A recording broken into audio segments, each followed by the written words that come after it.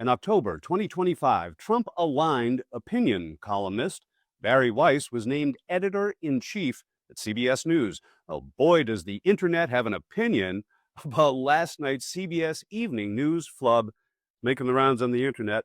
Welcome to Occupy Democrats, and please hit that subscribe button if you enjoy far-right on-air moments worth mocking as much as we do. That's tomorrow, and that is it for us today, and we will leave you with I can't do it. We'll do it live. Okay. We'll do it live. Do it live. I'll write it, and we'll do it live. Okay, in our featured story today, the once sterling CBS News division, well, it made viral news last night for its careful presentation of its new look and new hosts. And we'll show you the segment in question. Also, we'll show you the internet's reaction, and we'll tell you why it matters. First off, well, tradition. Let's start there. For years, CBS set the standard in broadcast news. This is a special date in CBS News history. 57 years ago tonight, the CBS Evening News with Walter Cronkite doubled in length from 15 to 30 minutes, the first network newscast to do so. Cronkite broke some news that night. In a one-on-one interview, President John F. Kennedy said the Vietnam War would be won or lost by the Vietnamese, not the U.S. military.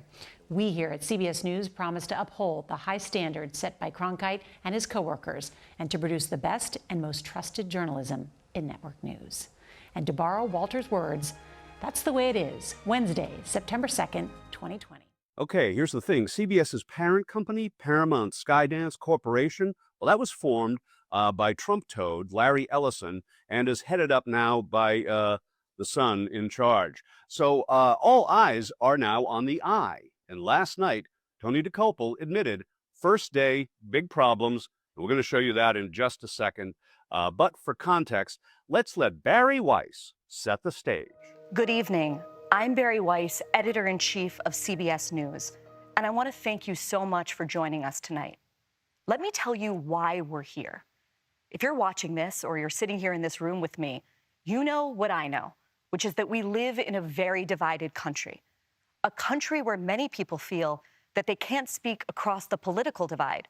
Sometimes they feel they can't even speak across their own kitchen table. And one of the goals of the new CBS News is to change that. And this town hall is just the beginning. This is going to be the first of many conversations and debates on CBS News about the things that matter most, which are often the hardest to talk about. I can make one promise to you, and it's this. You will not agree with everything you hear tonight or in any of these other broadcasts. And that is exactly the point. Because the premise of a democracy is that we persuade each other with words and not violence.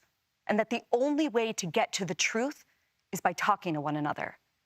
And that brings me right to tonight's guests, Erica Kirk. 3 months ago, oh my goodness, enough of that.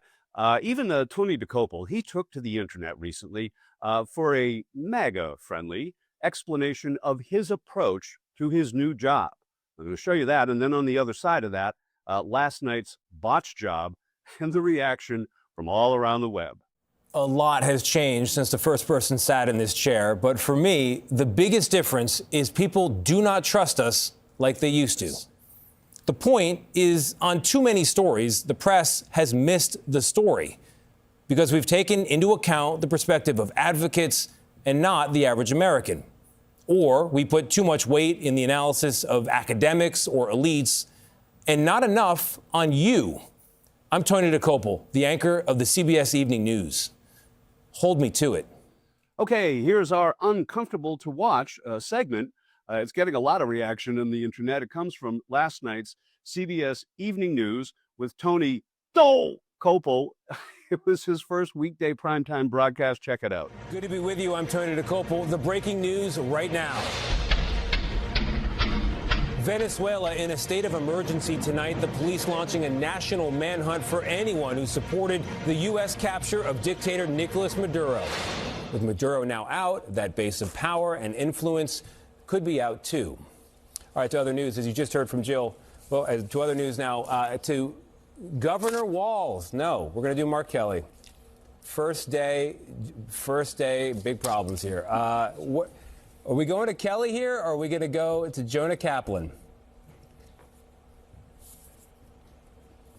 We're doing Mark Kelly, possibly demoted from his retired rank of captain in the Navy. Hegseth issued what's known as a letter of censure for the Arizona Democrat over his participation in a video that called on service members to defy illegal orders without specifying which orders he had in mind. Hegseth called what the former combat pilot and astronaut did an act of sedition. Now we go to Minnesota. A surprise announcement from the Great Lake State there today. Tim Walz, the 2024 Democratic vice presidential nominee, ended his run for re-election as governor of Minnesota, quite likely ending his political career as well. And that prompted this reaction on the internet. Complete and utter incompetence on display during Bari Weiss and Tony Dokoupil's first weekday primetime broadcast. Reminder, Dokoupil vowed to be superior to Walter Cronkite over the weekend. Great job, Bari. Hope the money was worth the humiliation. This one says, holy, did you see this? This happened on air. Author Don Winslow posted that on X. Now, of course, for sure, mistakes happen all the time. But as someone who counted both CBS and Paramount in the old days as clients for many, many years, I can say firsthand that for all the attention CBS and Bari Weiss have drawn to themselves, well, that kind of lack of excellence in execution would not sit well with the old guard and would be embarrassingly substandard for the Tiffany network, pre-Weiss. Well, in fact, let's give CBS News editor-in-chief Bari Weiss the last word on this matter.